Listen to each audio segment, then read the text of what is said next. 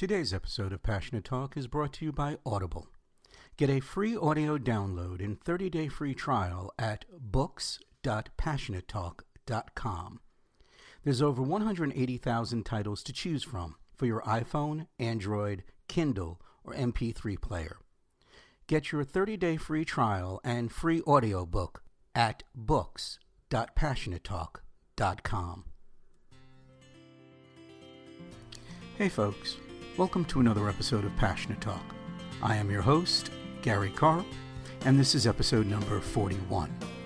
My conversation today is with LeNae Goolsby. LeNae is one of the authors in the collaborative book Success Works, which will be hitting bookshelves in the spring or the summer of this year.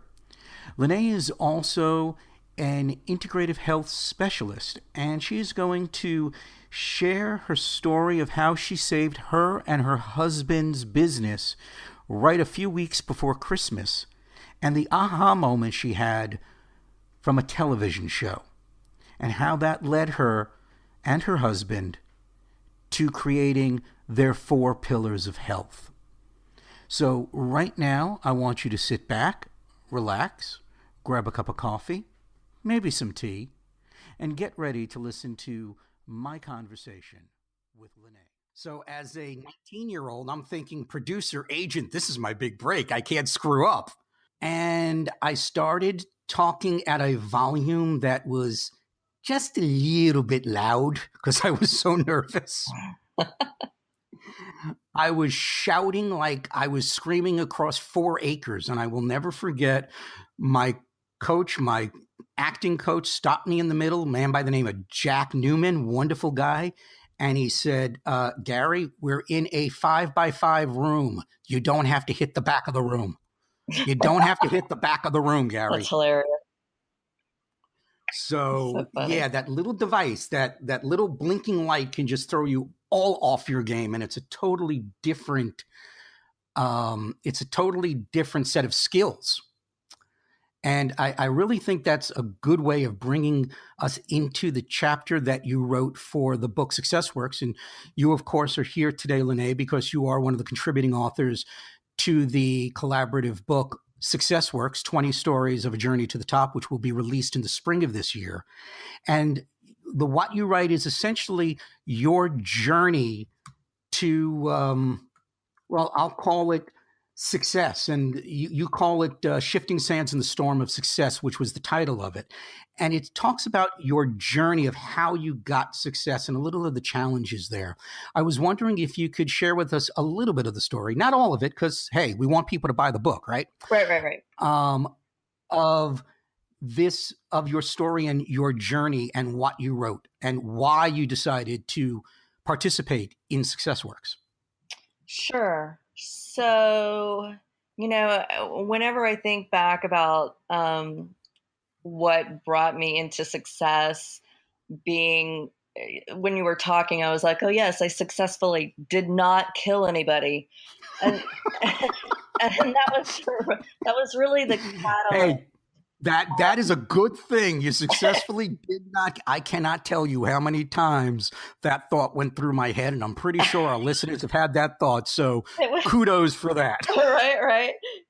Just by way of brief, oversimplified backstory, what had happened was my husband was a medical oncologist.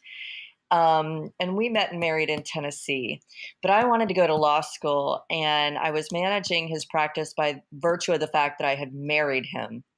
And I was tired of doing it. I didn't love it. And so I was like, you've got to find people who can support you. And so he started interviewing around the nation, looking for an opportunity so that I didn't have to manage his practice, and he could have a new thriving opportunity. And so he landed in a multi-physician practice that needed somebody to run their oncology department in Lake Charles, Louisiana. And so I ended up transferring into Tulane University Law School while he started his practice with this group. And that went along. He worked hard. He was very successful at everything he did. And then I got out of law school and gave birth 3 weeks after getting out of law school to our second son. And within a year after that, um, that whole relationship with that group just sort of imploded. Mm. And ego, whatever it was, it doesn't really matter. But it was a very ugly divorce. And I found myself 8 days before Christmas with the challenge of taking his practice, which had been, for all intents and purposes, managed by that group, and getting us back online without any interruption and continuity of care, because they were not able to continue giving chemo. They didn't have an oncologist to step in. So we had to absorb all those patients and the staff and all the operating costs that went along with that. And, then there was a fight over who owned the charts. And it was devastating. Because, 8 days before Christmas, nobody's working. So you think you've got maybe 5 days to acquire telephones, computers, recredentialing, new applications, medical malpractice insurance, payroll processes. I mean, all of it. Mm. And then our income was compromised. So all of a sudden we didn't have any income. We're basically starting over from ground zero again. And I had just fallen into this depression because I didn't know how it was going to work. And all of that administrative tasks fell on me. And I remember I had just gotten into this pattern of doing what I had to do in the day. Mm-hmm. And then at night, grabbing at least a bottle, if not more, of whatever wine was in the house and sitting down to whatever stupid thing was on TV just so I could check out. And this one particular night, I had gotten into watching this show, Revenge. And it was lame bubblegum brain stuff. And what I realized was I was not watching that show to so much check out as I was watching it as fuel and to feed my anger, because there were a couple of people I really wanted to get back at. And Okay. because I felt like they were the reason that I was having to do all this on my own and in this situation. And so I was really sitting in hate and blame and a desire for revenge. The problem was I'm not stupid, and I know enough to know that when you go dig one grave for somebody else, you better dig two, because you're going to go down also, right? Mm-hmm. And Absolutely. so, yeah, and so knowing that, I couldn't figure out a loophole. How could I kill a person and get away with it? Well, and that's the other problem, because it wouldn't have been a crime of passion. It would have been a very deliberate thing on my part, right? And because that's how But, my logic brain works. And so yep, in that moment when definitely I was was a like, okay, premeditated. exactly. I mean, if you're going to commit a crime, better make sure you're in the moment of heat and passion. But that just wasn't going to be the case for me. So I turned off that show, Revenge, and I really just kind of was like, I can't live like this. I can't do this anymore. I've got to shift this somehow. And about that same time, I heard Dr. Wayne Dyer say, spiritual, we're not physical beings having a spiritual experience. We're spiritual beings having a physical experience. And, Mm-hmm. I grew up in the Bible Belt. I'd heard that in church my whole life. But until that moment, it didn't really register, what that really means and the amazingness and the potential that actually offers when you think, well, if I'm spiritual, I'm unlimited energy, I never die, I've got potential beyond my wildest dreams. And this is a game, this physical game that I've actually chosen to Mm-hmm. participate in. So once I started looking through that filter, shifting my perspective, then I was able to take a more introspective approach about what was happening around me and ask the question, how does this serve me? Now, I mean, this didn't happen overnight. This took a while to get to this thought process. I was going to say that that's a very important question to ask yourself when you're in the middle of these situations and you can't see straight and all you're seeing in front of yourself is red, right? Right. Is how does this serve me? And I know that that description that you gave of yourself earlier, where you'd come home at the end of the day and you'd grab a bottle, sometimes more, of Chardonnay or what was ever available. For me, it was whiskey when I was going through my section. And you'd sit down in front of the boob tube and put some bubblegum fluff on so you can just detach. Right. We've all been there, and I'm pretty sure that a lot of our listeners may be going through that same situation today. So you gave a very good piece of advice with that question of how does this serve me? But what other lessons did you take from that? What else could you share with our listeners to get them out of that cycle of self-pity? Well, it's an interesting, and I'm not sure it's a teachable process. Okay. For me, even today, even when I find myself in a negative mental spiral, because it's very easy, right? We identify something we don't like, and under the law of attraction, like attracts like. So that thought attracts another thought, and the next thing you know, you're in this very negative mental critical spiral. And Mm-hmm. you have to, or something has to bring to your awareness that you're in that. You have to become aware. I haven't quite figured out how to make people aware of what they're doing. It's something that something has to trigger that for themselves. That is really the trick, quote unquote. I'm putting trick in quotes. Um, the whole linchpin to it is becoming self-aware. And for me, I believe that the beginning of self-awareness starts with managing our self-talk and being aware of the thoughts that you're putting into yourself or the situations that you're putting into yourself. When you realize that you are talking to yourself negatively, or you realize that you're watching a particular program not to get away, but maybe to get some ideas,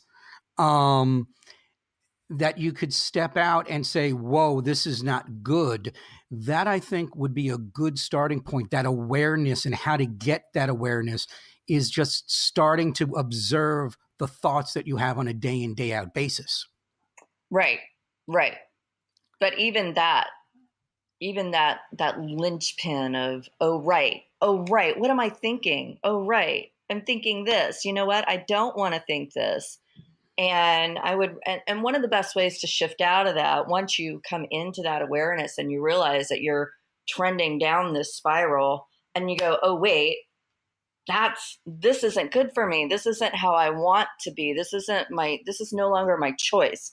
I choose to make a different choice. So the best way to immediately shift out of that is to immediately go into gratitude, Mm-hmm. particularly. Or, for me living in that town, because I really didn't like where we lived, I didn't pick it. It wasn't my choice. I was married and I had to follow along, right?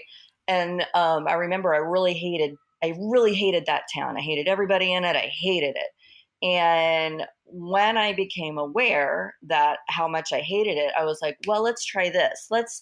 Let me challenge myself to think of 10 things I love about this town every day. And I love that.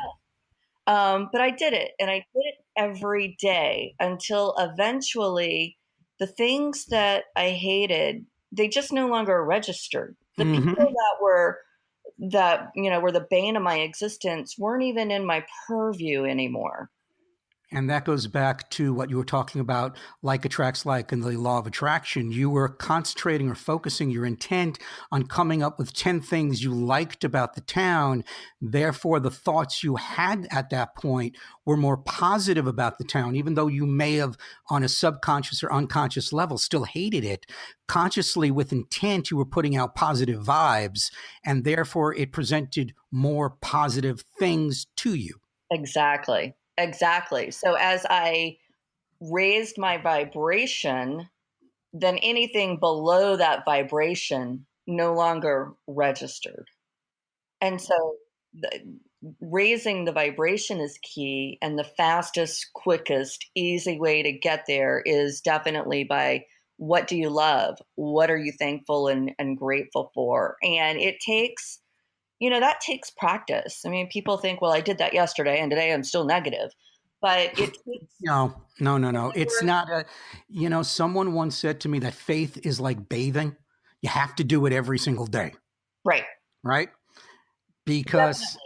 Especially if that's not your habit, it's not your practice, it's not how you were raised, right?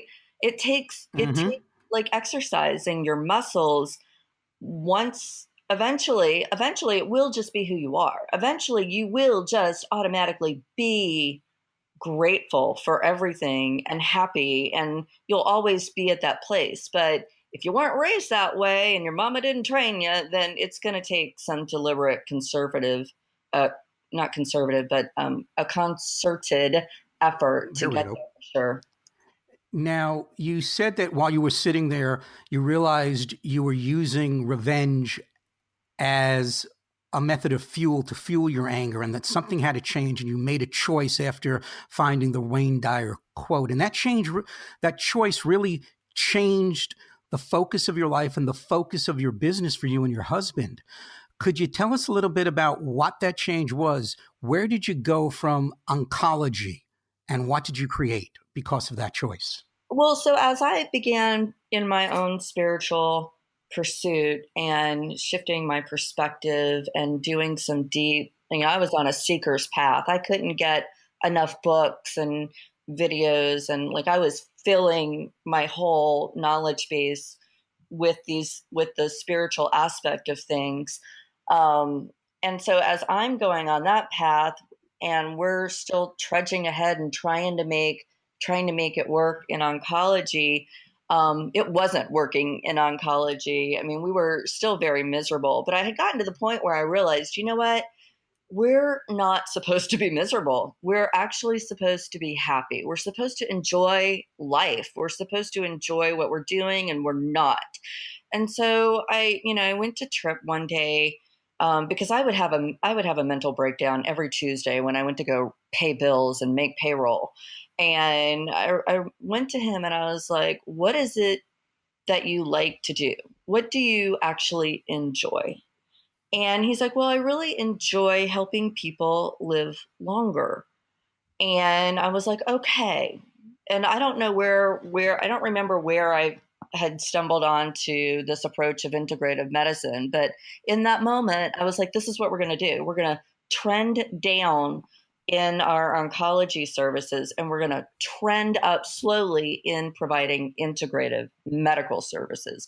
Because even in oncology, and Tripp didn't really know it at the time, but even while he was providing oncologic care and giving chemotherapy, he had an innate um, skill, talent, intuitive thing that he didn't know. But the way that he would approach his patients and get them thinking about what they loved, and he would make them laugh, and he would always encourage them to keep their focus high. And and so what we began to do is kind of shift the practice into this proactive internal medicine, but it really quickly developed into what we now call the four pillars approach to care. And it took about a year, but within a year, we no longer were giving chemotherapy. I remember the day I sold all the infusion chairs off to a hospital, and that was like this moment where, okay, no more chemotherapy, this is it. um, and we had at that point a very viable, thriving integrative medicine practice, and the shift of the energy in the office was different. It was definitely much more pleasant to go to work. The staff was much more pleasant. And so, like I said, we brought in what we call a four pillars approach to care. And just briefly, what that means is we began to help people take an ownership interest in their health, And we address their concerns by looking at, okay, what kind of food are you putting into your body? Is it food that's actually nourishing you or not? Are you engaging in any sort of physical fitness activity? And if not, what can we start doing to ramp that up? But knowing that if you hate to run, don't run, because you're bringing that energy, into that activity. So you definitely want to do something you love.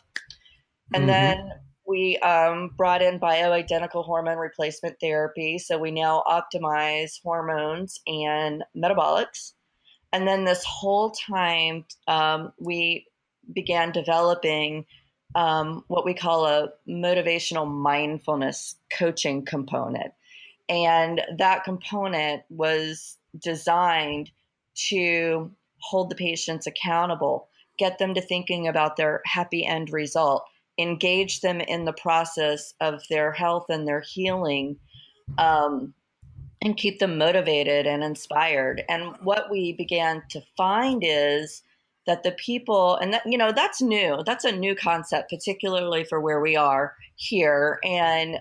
But what we found is the people who signed up, who did the homework, who did the reading, who did the processes, who showed up and were compliant with their care, those are the people who were healing themselves of diabetes, losing the weight they could never lose before. They were taking this health related, getting off, prescription meds that they'd been taking for decades.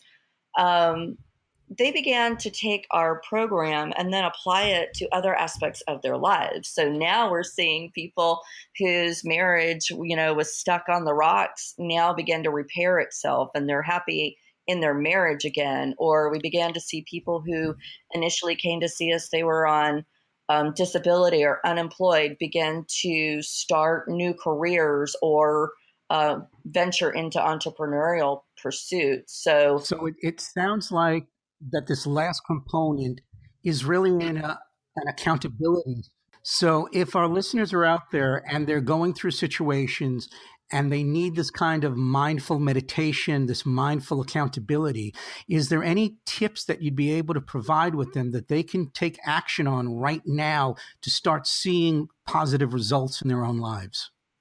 Well, actually, we turned our coaching component, that pillar of our care, into a book, which is called Empowered Medicine. And that's an immediate go to. And it has all the processes in it. But as a baby step, you know, we're big proponents of meditation. And I Mm-hmm. think there's a lot of misconceptions about meditation, and people still think, oh, well, I have to get into this, this Buddha like pose and it has to be quiet and I have to stop thinking. And I would suggest that you don't even have to go that far. But that if you're engaged in something that you love and you've got your concentration on it, painting, coloring, writing, something in a creative flow is a good way to start to practice meditation. Mm-hmm. For me, I like to meditate before I get out of bed and right before I go to sleep. It's about the only time I'm really alone. And um, one of the ways that I get a hold of my monkey brain is by focusing on my breath and holding a mantra. And for Mm-hmm. me, the best mantra is just thank you. So when I'm breathing in, I'm thinking thank you. And when I'm breathing out, I'm thinking thank you. And I think that's very important what you just said, because a lot of people, I agree with you, look at meditation and they tend to want to overcomplicate it, whether it's because we all have this image of Zen meditation in our heads or tantric meditation in our heads, where we have to sit cross-legged on the floor, Right, holding our fingers and singing there going, Om, right, right, for 5, 10 minutes, when really all you need to do is find a quiet space and take a couple of deep breaths or lose yourself intently in an activity that you enjoy doing, whether it's painting, whether it's writing. I know for me, I find writing to be very meditative. When I am working on a client's manuscript or I am working on a project for myself, 5 minutes becomes 3 hours and it blinks and the day goes by. And it's much easier for me to get into that meditative state than it is when I sit down, I go, okay, I have to meditate, because then I put undue pressure on myself. Exactly. So I want to thank you for bringing that up and dropping that truth nugget that you don't have to overcomplicate meditation, folks. I have a harder time meditating when I sit down. I go, okay, Gary, time to meditate. And I sit and I focus and I concentrate and it never happens. But when I'm sitting there and I'm writing, 5 minutes become 3 hours. It's sort of like I stepped into a time machine and I lose track of everything. Right. Which is really what meditation truly is putting your brain into that beta state, that higher energy state where the gatekeeper is asleep and you're open to the lessons of the universe. Exactly. Now, you mentioned the 4 pillars and you started to explain them a little bit. Could you give them to us in bite-sized morsels, what each one of these pillars represent? I know that you talked about diet and exercise and you talked about accountability, but is there a label for these 4 pillars and what they represent? Because we're still in a reactive, in our area in particular, we're still in this idea that you don't go to the doctor until you are sick, right? So patients will come to us for whatever their reaction is. I've got high cholesterol, I'm pre-diabetic, I'm diabetic, I'm fatigued, or my wife is moody. Sometimes that will happen. We'll have a guy come in and he's like, you need to see my wife. I have no comment on that. I am withdrawing myself from this part of the conversation. Okay, duly noted. So when that happens, what we do is we go, okay, well, and this is really where the coaching begins. That's your complaint, right? That's your problem. But what do you want to feel like? What do you want to look like? What does that happy end result look and feel like to you? So it really starts at the get-go. What do you want? And then we look at, what kind of food, like I said, what kind of food is going into your body. So that's the nutritional component. And that's a huge component, because if you're feeding your body sugar and carbs, there's an effect to that. And so it gets to this point where you have to be very mindful and aware of what you're putting into your body. And so we actually have our patients keep a food log, because if you're not paying attention to what you're doing and you're just grabbing whatever's convenient, or what you're used to, because here down in the South, particularly in Louisiana, it's all rice and gravy, and rice and gravy may not be necessarily serving your happy end result. But becoming mindful of what you're doing and when you're doing that is step one. I know that for me, up until about last year, I was about 60 pounds overweight. And at the time, I was seeing a young lady who was a vegan and very proactive in a mindfulness state. And she started getting me thinking about what I was putting into my body. And it turns out that I had a allergy to dairy and I had a intolerance for gluten. And I totally changed my diet by being mindful of what I was putting into my system. And here we are almost a year later, and I've lost the 60 pounds and Awesome. 4 inches off my waist. Wow. And I'm keeping it off. And at the beginning, and it goes back to what you said earlier about when you start doing these things, they feel funny and it doesn't start overnight. You've got to focus and keep doing it. And I had to be aware and conscious of it. And now it's just an everyday thing. It's part of my practice. And people always ask me, what diet did you go on? I said, no diet whatsoever. I changed my relationship to food. I changed my relationship to myself. And it took a lot of hard work. Right. Because you had to change behavior. You had to change behavior. Exactly. Yeah. And that goes a little bit back to what we were talking about with the law of attraction, that like attracts like. Right. That when I started to see myself and visualize myself as a happy, healthy, thin individual, that picture eventually replaced the picture I had of myself where I was pregnant with twin bowling balls. Right. Well, great. Yeah. And that's really a part of what we do also is we we have our patients think about and outline, like write down what do you look like at your optimal best? What do you feel like? What are you doing in your optimal best health that you're not able to do now? Really, and to really step into that vision and engage as many of the senses into that vision as possible and to hold that focus. Mm-hmm. Now, I want to thank you for taking some time out of your busy schedule. I know that originally we had to reschedule this interview because you were in the middle of moving your offices, and that's a huge undertaking. Yes. So I want to thank you. And believe me, I understand that totally. It's like moving a house, only worse. I want to thank you for taking the time here.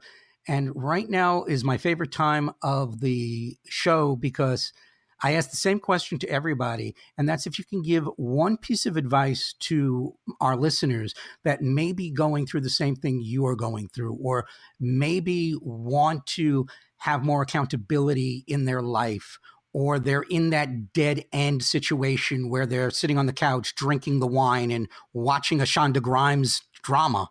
Right. Right?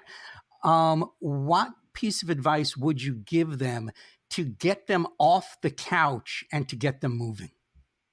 I think I said it at the beginning. It's what I had to ask myself. And, it's an open-ended question that you're posing to the universe, and you're just becoming open to the answer to the question of how does this serve me?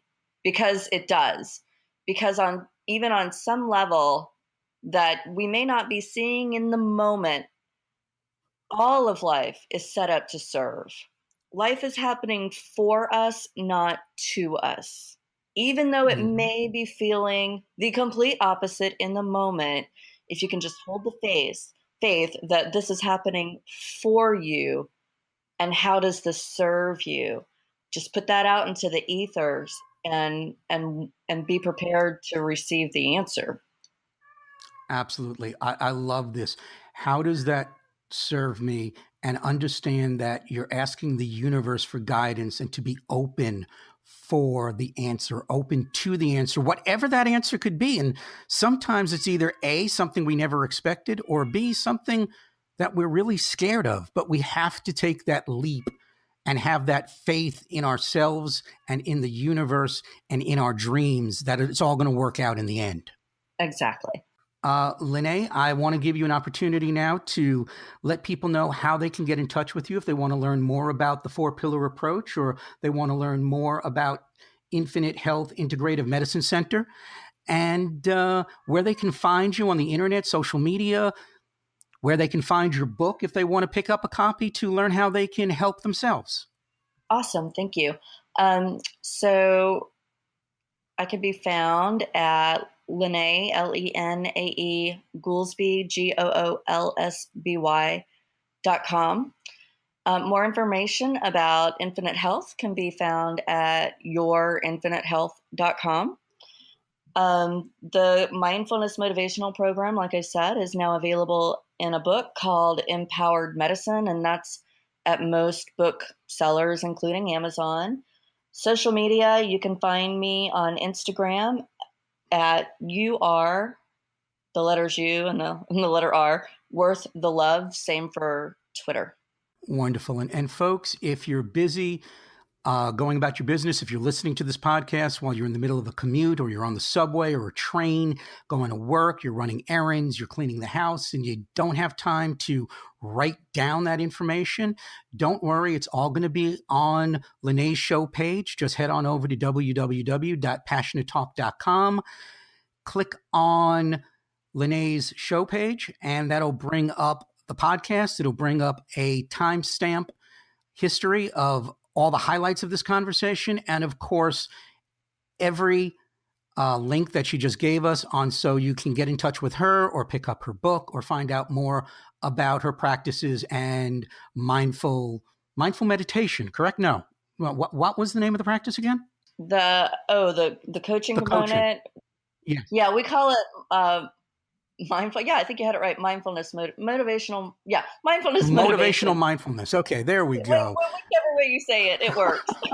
In any case, folks, it's a wonderful way of being that will hold you accountable, that will keep you present, that will keep you centered, and really give you the proper tools to move forward and design the life that you choose. And after all, that's what it's all about. Exactly. LeNae, I want to thank you for spending your time with us today, and we will talk with you later. Thank you so much for having me, Gary. My pleasure. Thank you. That was a wonderfully informative conversation with LeNae. I love the truth nuggets she dropped.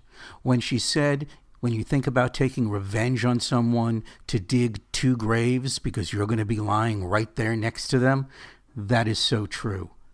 The nugget that she gave us about the fastest way to raise our vibration is to ask the question, what do we love? Folks, if you're stuck, if you don't know which direction to go in, and you think you're looking at a wall, ask yourself that question. What do I love to do? What am I passionate about? Think, sit, meditate with that question. That will give you the answer to what your calling really is. LeNae also told us that the best mantra is thank you. And that is so true because gratitude, in my opinion, is the key to everything. Finally, she asked the question, how does this serve me? In every situation, for everything that you do, always ask that question, how does this serve me? Well, folks, that's all the time we have for this episode of Passionate Talk. So until next Monday, follow your dreams and passions and manifest the life that you choose.